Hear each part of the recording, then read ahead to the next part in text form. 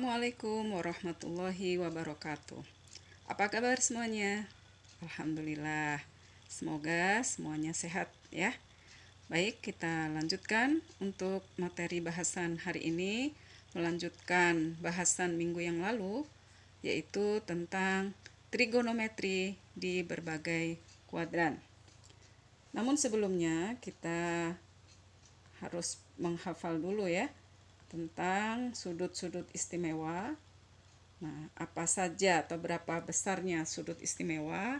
Yaitu yang pertama adalah 0 derajat, 30 derajat, 45 derajat, 60 derajat, dan 90 derajat. Nah, cara baca dari tabel ini adalah sin 0 derajat itu nilainya 0. Sin 30 derajat nilainya setengah. Sin 45 derajat nilainya setengah akar 2, sin 60 derajat nilainya setengah akar 3, dan sin 90 derajat nilainya 1. Untuk cos itu nilainya lihat, itu kebalikan dari sin ya. Cos 0 derajat itu nilainya 1. Cos 30 derajat nilainya setengah akar 3.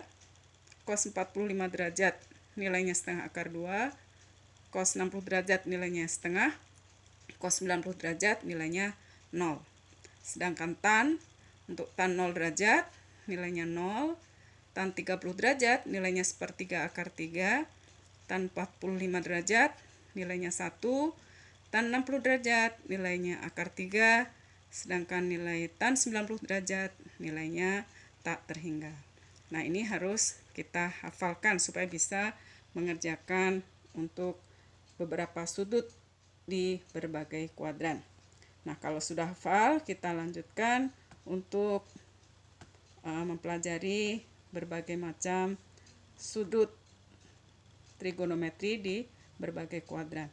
Oke, kita lihat di sini ada 4 wilayah. Yang pertama di sini adalah sudut 0 derajat, kemudian di sini 90 derajat, di sini 180 derajat, di sini 270 derajat, dan di sini 360 derajat.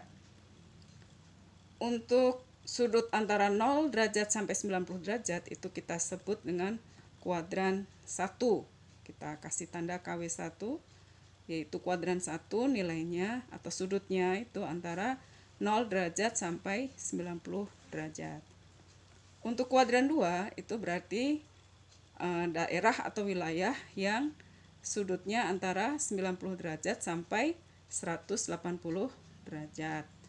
Untuk kuadran 3 itu daerah yang sudutnya 180 derajat sampai 270 derajat. Untuk sudut 270 derajat sampai 360 derajat kita sebut kuadran 4.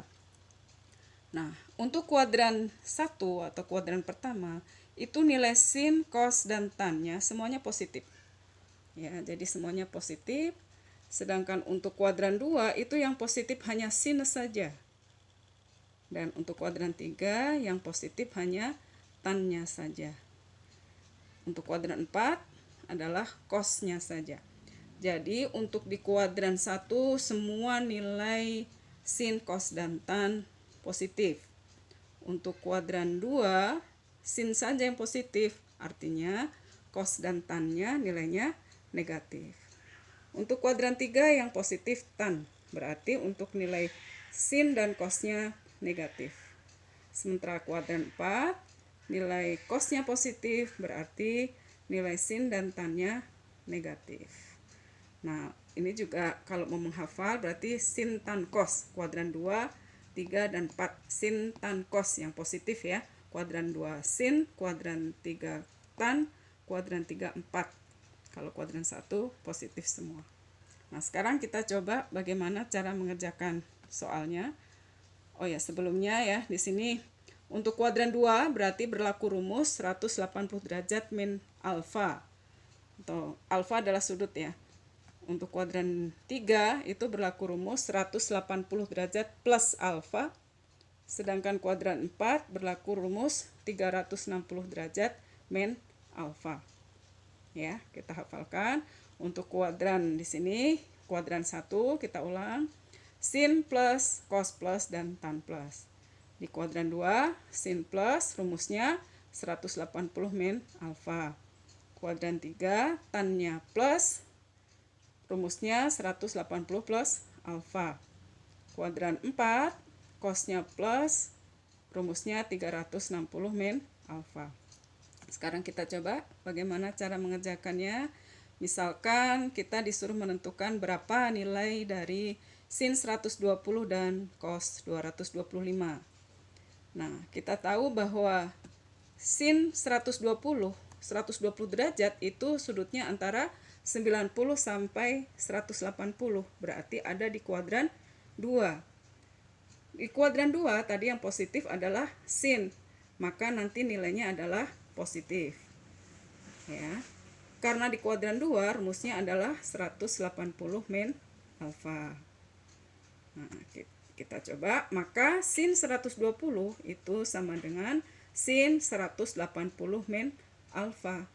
Nah, berapa alfa? Berarti 180 dikurang 120. Alfanya ketemu 60. Maka sin 120 itu sama dengan sin 60. Setelah itu kita lihat di trigonometri sudut istimewa. Berapa nilai sin 60? Ya, di sini kita ingat bahwa sin 60 tadi nilainya adalah setengah akar 3. Maka sin berapa tadi? Sin 120 itu berarti sama dengan sin 60, nilainya adalah setengah akar 3 dan positif. Oke, bisa difahami ya. Kemudian kita coba mengerjakan yang cos 225. Cos 225 itu berarti sudutnya antara 180 sampai 270. Berarti di kuadran 3. Nah, di kuadran ketiga tadi nilai cos adalah negatif. Ya, karena di kuadran 3 rumus yang kita pakai adalah 180 plus alfa. Maka cos 225 itu sama dengan cos 180 plus alfa.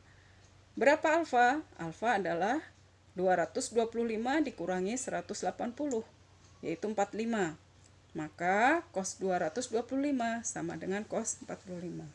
Dengan cara yang sama kita lihat lagi nanti di sudut-sudut istimewa bahwa cos 45 itu adalah setengah akar 2. Karena cos di kuadran 3 bernilai negatif, maka cos 45 sama dengan min setengah akar 2. Oke, begitu saja. Sekian dan terima kasih. Assalamualaikum warahmatullahi wabarakatuh.